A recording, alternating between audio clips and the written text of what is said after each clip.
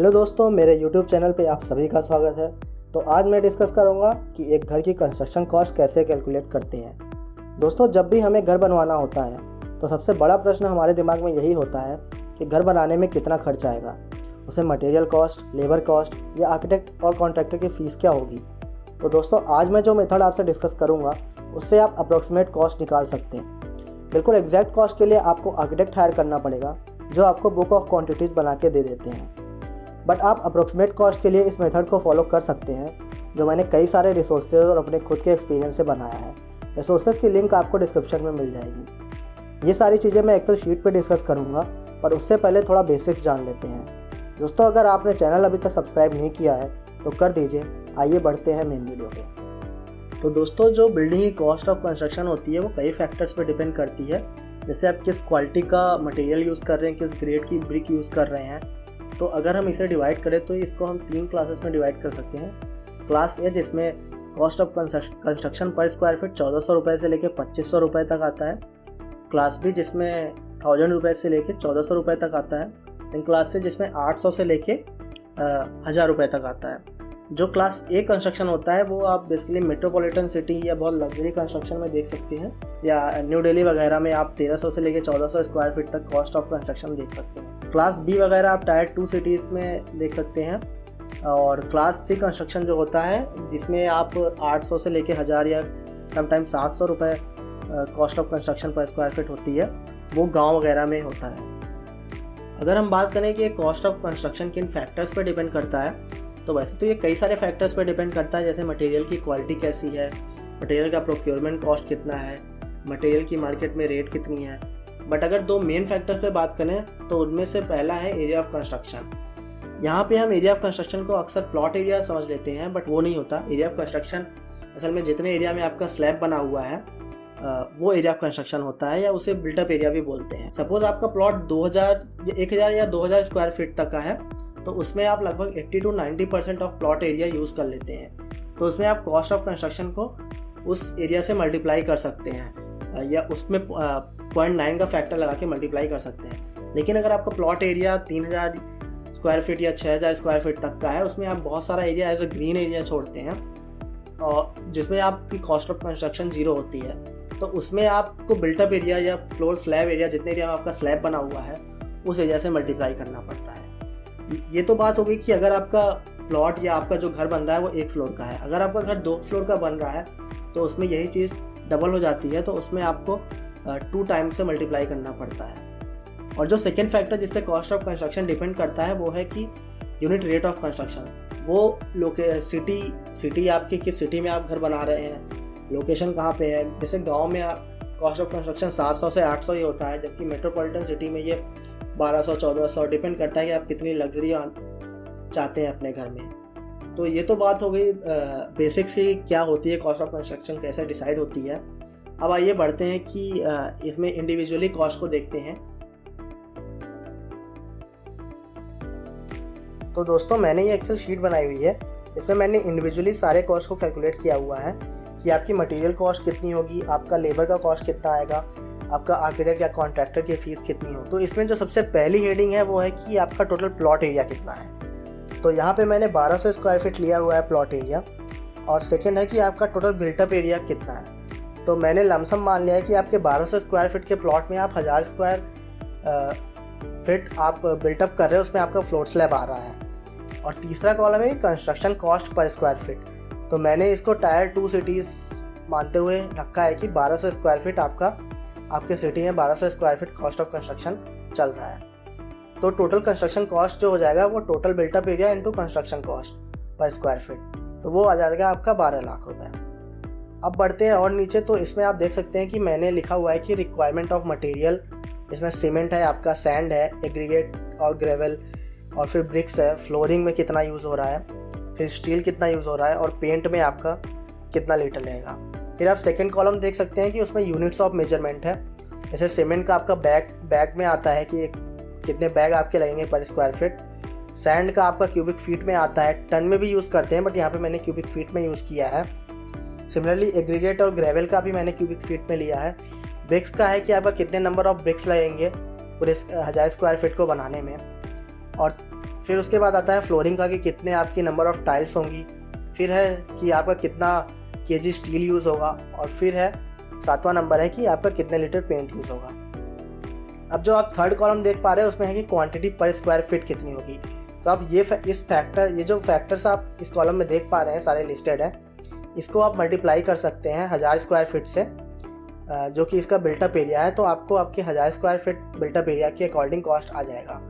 तो जो चौथा कॉलम में मैंने यही किया हुआ है। तो आप देख सकते हैं कि 1000 स्क्वायर फीट में जो सीमेंट की क्वांटिटी होगी वो 400 होगी, और जो सैंड की होगी वो 900 क्यूबिक फीट, और जो एग्रीगेट होगा वो 1400।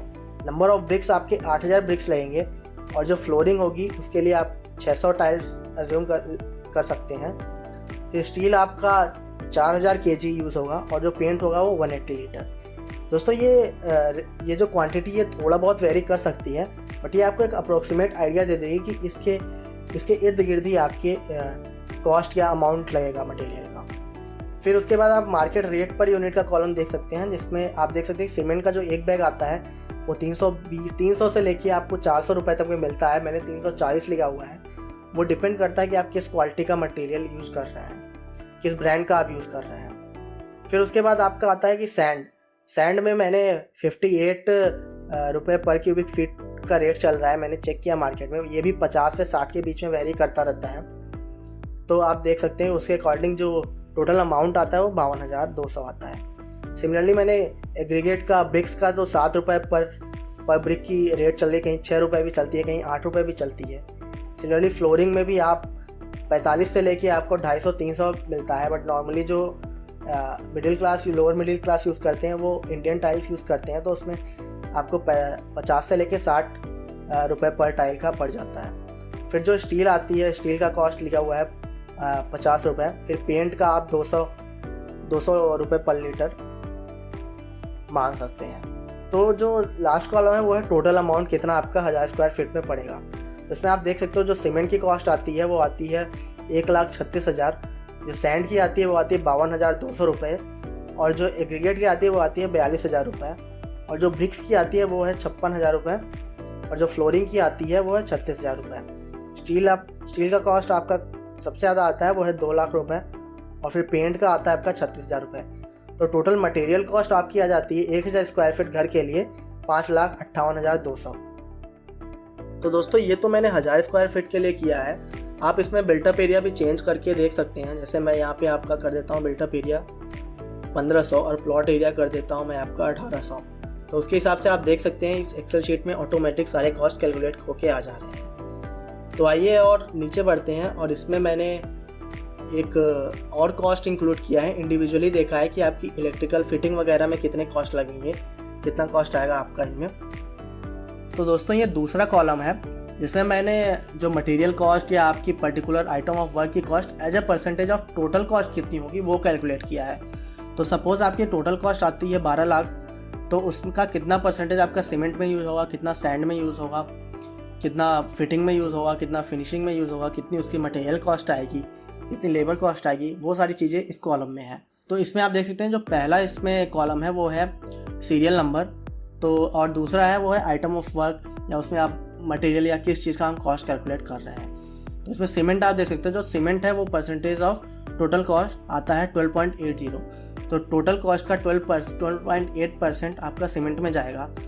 फिर सैंड में आपका आएगा 7%, फिर एग्रीगेट में आएगा आपका 4.2%, और फिर स्टील में आएगा आपका 16%, और फिर फिनिशिंग में आप बात करें तो पेंट और टाइल्स और ब्रिक्स जो लगती है उसमें इन सब का मिला के आपका 12% आता है। मैंने इंडिविजुअली भी इनका लिखा हुआ है, आप देख सकते हैं। और फिर आपका फिटिंग में आपका आ जाता है विंडो डोर की कॉस्ट, प्लम्बिंग की, इलेक्ट्रिकल फिटिंग की कॉस्ट कितनी आएगी, फिर सैनिटरी की कॉस्ट कितनी आएगी, वो सब मिला के आपका आता है 13%, और इसकी इंडिविजुअली कॉस्ट भी मैंने लिखी हुई है। तो जो इसका फोर्थ कॉलम है उसमें मैंने टोटल कॉस्ट इन रुपीज़ लिखा हुआ है। तो सीमेंट का आपका आता है 1,53,600 रुपये, सैंड का आता है 84,000 रुपीज़, एग्रीगेट ग्रेवल का आता है 50,400, और स्टील का आता है 1,92,000। तो इसमें आप देख सकते हैं स्टील का यहाँ पे भी सबसे ज़्यादा आ रहा है। फिनिशिंग में आपका लगता है 1,44,000, और फिटिंग में आपका लगता है 1,56,000। साइड में आप पाई चार्ट भी देख सकते हैं, इसमें भी आप देख सकते हैं कि फिटिंग में आपका फिटिंग और स्टील में सबसे ज़्यादा कॉस्ट लग रहा है। और नीचे बढ़े तो यहाँ पे आप देख सकते हैं जो मटेरियल कॉस्ट होती है, फिर इन सारे परसेंटेज का सम किया तो जो मटेरियल कॉस्ट आती है वो आती है 65%। तो 65% आउट ऑफ 100 आपका मटेरियल कॉस्ट लगता है। अगेन ये फैक्टर भी बहुत डिपेंड करता है, ये भी 55 से लेकर 75% तक जा सकता है, डिपेंड अपॉन कि क्या, जैसे इंटीरियर डिज़ाइन के प्रोजेक्ट्स में आपका मटेरियल कॉस्ट थोड़ा कम हो जाता है और लेबर कॉस्ट आपका ज़्यादा हो जाता है क्योंकि उसमें स्किल्ड लेबर लगते हैं, तो ये भी थोड़ा वेरी करता है, बट नॉर्मली ये 65 to 70 की रेंज में देखा गया है।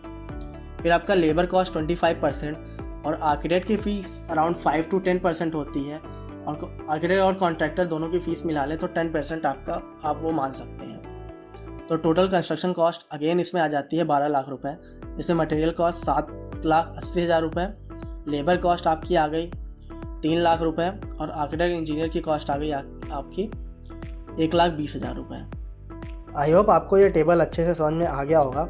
अगर आपको कोई भी डाउट है तो मैंने डिस्क्रिप्शन में अपना मोबाइल नंबर दिया हुआ है, आप उस पर व्हाट्सएप के थ्रू कॉन्टैक्ट कर सकते हैं। तो आइए बढ़ते हैं हमारे तीसरे टेबल की तरफ, जिसमें मैंने स्टेज वाइज कितना कंस्ट्रक्शन कॉस्ट लगता है वो कैलकुलेट किया हुआ है। जैसे आपका एक्सकेवेशन, फाउंडेशन लेइंग में, सुपर स्ट्रक्चर बिल्ड करने में, रूफिंग में कितना खर्च आएगा, ये आप as a percentage of total cost calculate कर सकते हैं। तो इस टेबल में आप स्टार्टिंग में तो वही plot area, built up area, construction cost per square feet यही सब लिखा हुआ है। तो यहाँ पे भी बिल्टअप एरिया मैंने 1000 स्क्वायर फीट लिया हुआ है। अब बढ़ते हैं टेबल की तरफ। तो फर्स्ट कॉलम में तो आपका सीरियल नंबर है, दूसरे कॉलम में आपका आइटम ऑफ वर्क है। अब यहाँ पे आपका जो सबसे पहला होता है वो है एक्सकेवेशन और आपका फाउंडेशन डालने में कितना खर्च आता है। तो एक्सकेवेशन में आपका 3% आता है और फाउंडेशन में आपका 5%। फिर आपका आता है कंस्ट्रक्शन अप टू प्लिंथ तक आपको कंस्ट्रक्शन करने में कितना खर्चा आएगा, वो है आपका 5%। फिर सिमिलरली आपका सुपर स्ट्रक्चर आता है जिसमें 25% लगता है। दोस्तों सुपर स्ट्रक्चर बनाने में आपका सबसे ज़्यादा खर्चा आता है जो कि आपका मेन पार्टीशन वॉल्स जो होती है, जो मेन घर की दीवारें होती हैं वो बनती हैं, ब्रेकवर्क बेसिकली जो होता है वो आपका 25% लगता है। सिमिलरली आप इसमें देख सकते हैं कि रूफिंग के लिए, फ्लोरिंग के लिए, वुड वर्क के लिए आपका 13% लगता है। फिर water supply, sanitary work, electrical work में हर एक का आपका परसेंटेज ऑफ टोटल वर्क लिखा हुआ है। तो यहाँ पे फिर आपका तीसरा जो कॉलम है वो है आपका कि अगर यही कॉस्ट हम 1000 स्क्वायर फीट के लिए निकालें तो कितना निकलेगी। तो आपका फिर आप construction cost per square feet जो कि 1200 है उसको आप 1000 इंटू उसका 3% जो होगा वो आपका आता है 36,000 रुपये। तो सिमिलरली वही सारे कॉलम्स में कैलकुलेट किया हुआ है। तो और जो इसका जो लास्ट कॉलम है वो है कि आप अपना कोई प्लॉट एरिया अगर आपको डालना हुआ इस एक्सेल शीट में, तो यहाँ पे मैंने 2400 डाल दिया कि हमारा अगर प्लॉट एरिया 2400 स्क्वायर फीट है तो उसके लिए कितनी कॉस्ट लगेगी, और वो यहाँ पे आपको सबसे लास्ट कॉलम में कैलकुलेट किया हुआ है। साथ में उसके राइट साइड में आपको एक पाई चार्ट दिखेगा जो आपका कॉस्ट डिस्ट्रीब्यूशन शो करता है। इसमें आप देख सकते हो कि आपका सबसे ज़्यादा सुपर स्ट्रक्चर ब्रेकवर्क में लग रहा है कॉस्ट, फिर आपका रूफिंग में लगता है, फिर आपका ये would work, doors and Windows में कॉस्ट लगता है, और बाकी सारे कॉस्ट मोर और लेस तो इक्वली डिस्ट्रीब्यूट हुए हैं। इस टेबल में आप एक बात ध्यान रखिए कि इसमें जो टोटल कॉस्ट निकल के आई है उसमें आपका लेबर कॉस्ट और आर्किटेक्ट की कॉस्ट ऑलरेडी इंक्लूडेड है, तो इसमें आपको टोटल कॉस्ट में अलग से कॉस्ट ऐड करने की कोई ज़रूरत नहीं है। तो दोस्तों मैं उम्मीद करता हूँ आपको ये तीनों टेबल बहुत अच्छे से समझ में आ गए होंगे। आप अपने प्रोजेक्ट के हिसाब से आपका जो प्लॉट एरिया है या आपको जिस भी मटेरियल की कॉस्ट निकालनी है उसको आप इन टेबल में जो फैक्टर्स दिए गए हैं उनसे आप मल्टीप्लाई करके निकाल सकते हैं। और आपको अगर ये एक्सेल शीट चाहिए तो उसके लिए आप मुझे व्हाट्सएप पे, या कोई भी डाउट है उसके लिए भी आप मुझे व्हाट्सएप पे बेझिझक कॉन्टैक्ट कर सकते हैं। तो दोस्तों अगर आपको ये वीडियो अच्छी लगी तो लाइक करें, और अगर चैनल को सब्सक्राइब नहीं किया है तो सब्सक्राइब करें, और जिनको ज़रूरत है उनके साथ शेयर करें।